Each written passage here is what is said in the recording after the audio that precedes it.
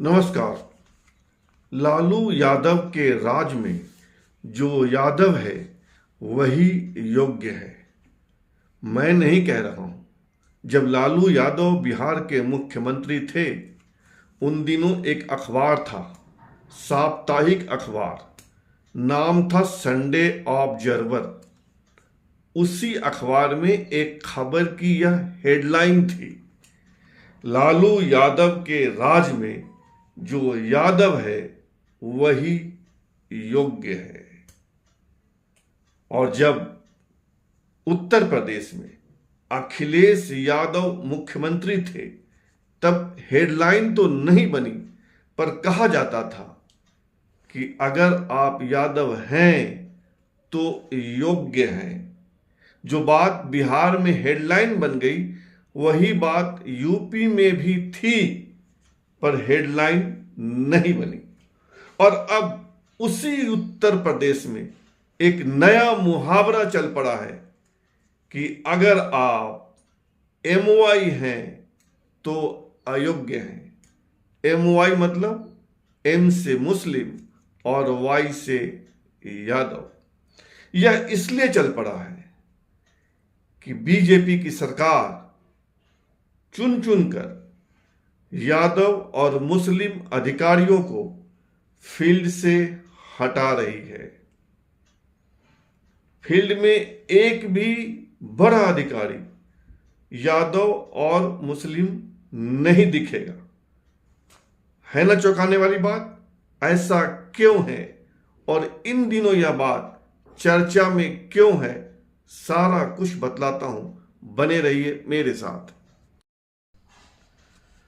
आप दिया लेकर ढूंढिए पूरे उत्तर प्रदेश में फील्ड में कोई बड़ा अधिकारी आपको यादव या मुस्लिम समाज का नहीं मिलेगा।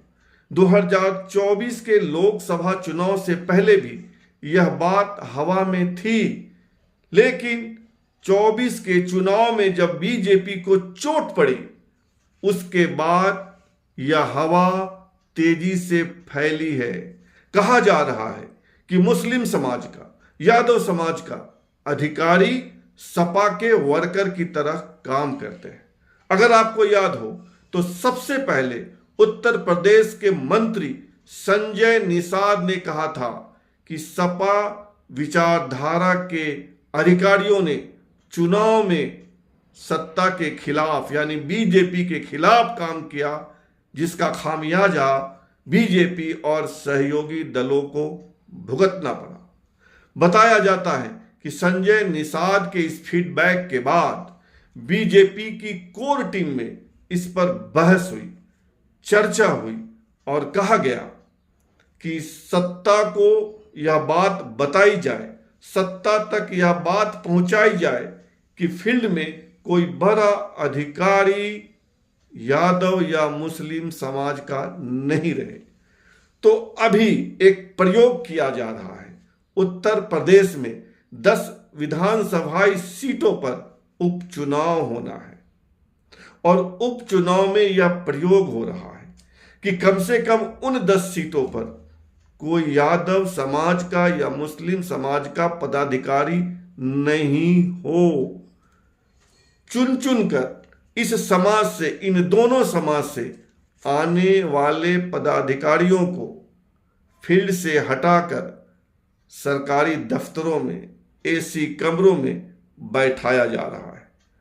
और अब तक की जो सूचना है, उन 10 विधानसभा सीटों में से सिर्फ मुरादाबाद में 1-2 अधिकारी यादव समाज से हैं, बाकी को कार्यालयों में बैठाया जा चुका है। वैसे भी उत्तर प्रदेश में मुस्लिम समाज से कम ही पदाधिकारी हैं। अब आप जानिए कि किन किन सीटों पर उत्तर प्रदेश में विधानसभा का चुनाव है।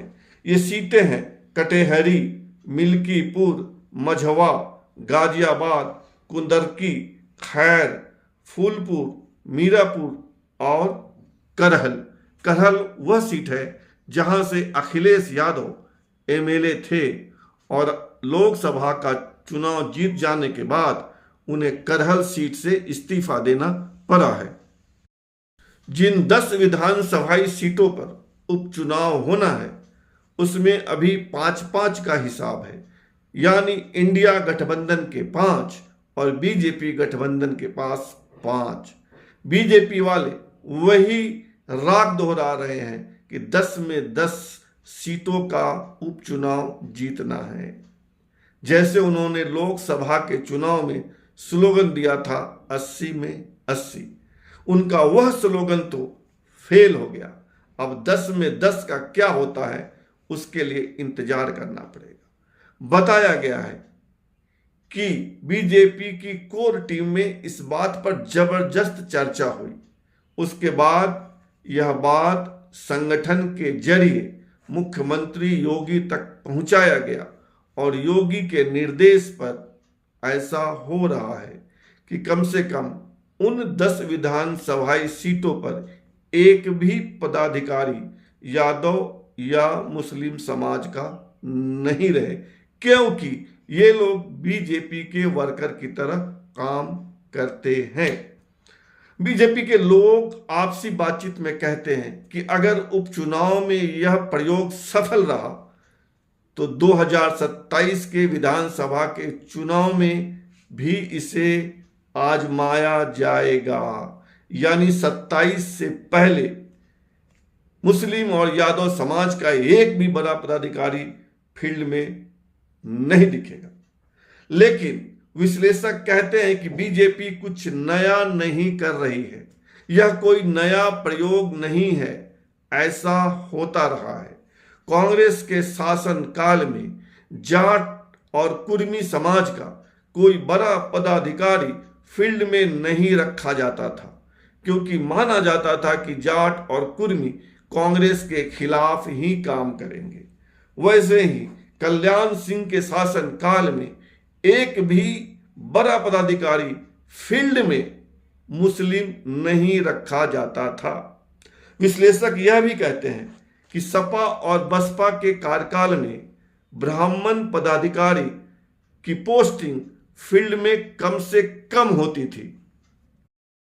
राजनीतिक पार्टियां जाति और धर्म के आधार पर काम करती है, जाति और धर्म के आधार पर उम्मीदवारों का चयन करती है, टिकटों का बंटवारा करती है। तो क्या शासन सत्ता भी जाति और धर्म के आधार पर चलेगा? यह चलन या यह प्रयोग जनता के साथ भद्दा मजाक ही तो है। इस पर आपको सोचना पड़ेगा।